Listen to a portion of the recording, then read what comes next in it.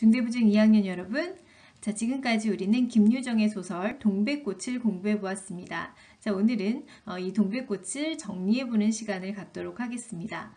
자, 여러분, 동백꽃은 소설인데요. 자, 소설에서 가장 중요한 것은 무엇일까요? 자, 소설에서 가장 중요한 것은 여러분 갈등입니다. 자, 소설은 갈등으로 이루어진 문학이라고 할 수 있겠는데요. 자, 오늘은 이 동백꽃의 갈등을 통해서 동백꽃의 내용을 정리해 보도록 하겠습니다.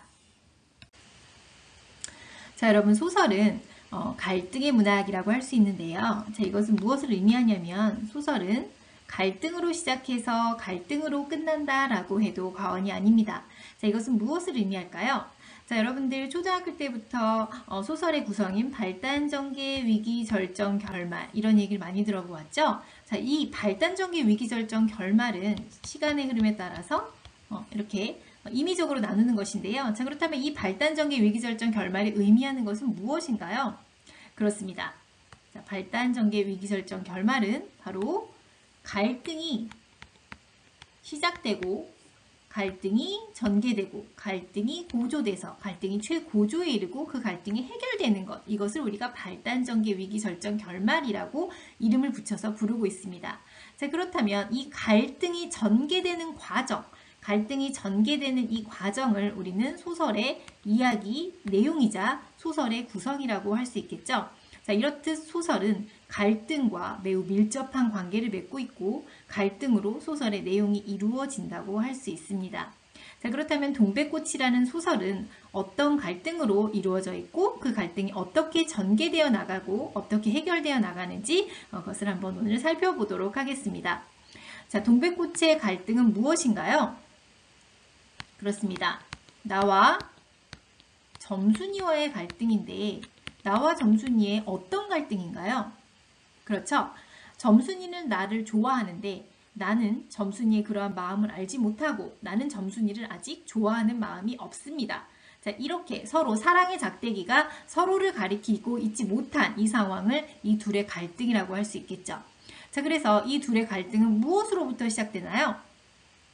그렇습니다. 점순이가 나에게 감자를 주면서 이 둘의 갈등은 시작되죠.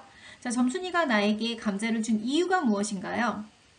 그렇죠. 나를 좋아하는 애정의 표현이었죠. 자, 그런데 나는 이 점순이의 마음을 알지 못하고 이 감자를 거절하게 됩니다.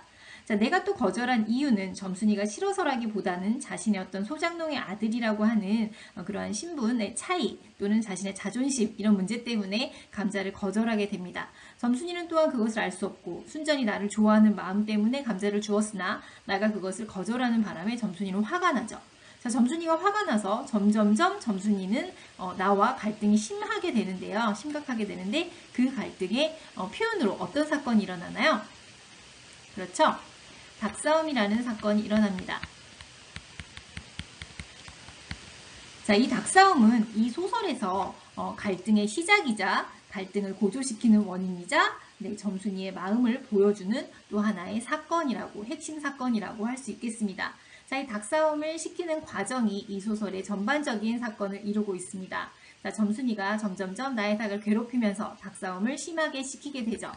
자, 어느 날 이제 이 점순이가 나의 닭을 거의 죽을 지경에 동백꽃화 돼서 싸움을 시키면서 죽을 지경에 이르도록 싸움을 시킵니다. 이것을 본 나가 어떻게 하나요? 그렇습니다. 너무 화가 나서 점순이의 닭을 죽이게 되죠. 때려 죽이게 되죠. 자, 그것이 이제 절정 부분인데요. 자, 그러면서 나는 이제 땅을 빼앗길지도 모른다라는 걱정 때문에 울게 됩니다. 너무나 난감한 상황에 처하죠. 그때 마지막 점순이가 나에게 어떻게 하나요? 그렇습니다. 너 이 다음부터는 그러지 않을 테냐? 자, 여러분 교과서 32쪽에 보면 그럼 너 이 다음부터는 안 그럴 테냐? 라고 물어보면서 나에게 은근히 다가와서 물어보죠.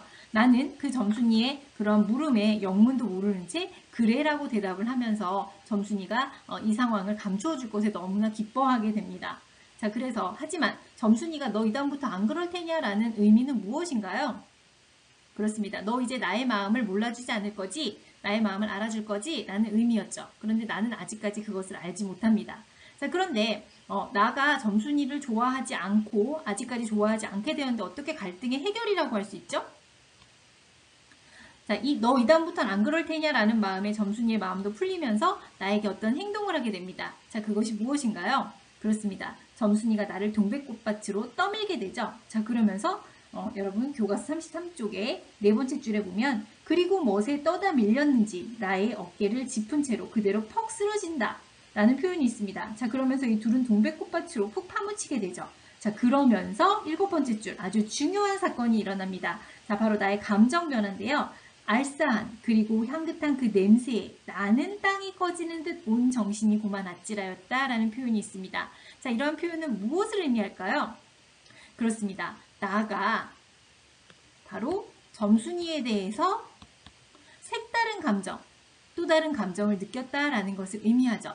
자, 여러분들이 뭔가 좋아하는 사람이나 이런 사람이 옆을 지나갈 때나 또는 여러분의 어떤 옷깃을 스쳤을 때 그 마음이 쿵 하는 그런 좀 설레이는 이런 감정, 이것을 김유정은 나는 땅이 꺼지는 듯 온정신이 그만 아찔하였다 라고 표현을 한 것이죠. 자, 나가 바로 그런 것을 느끼는 순간입니다. 자, 그러면서 나는 점순이에 대해서 조금 더 이성적인 마음을 갖게 되는 것을 암시하고 앞으로는 그러한 둘의 감정이 서로 사랑의 작대기를 서로에게 보낼 것임을 암시한다고 할 수 있습니다.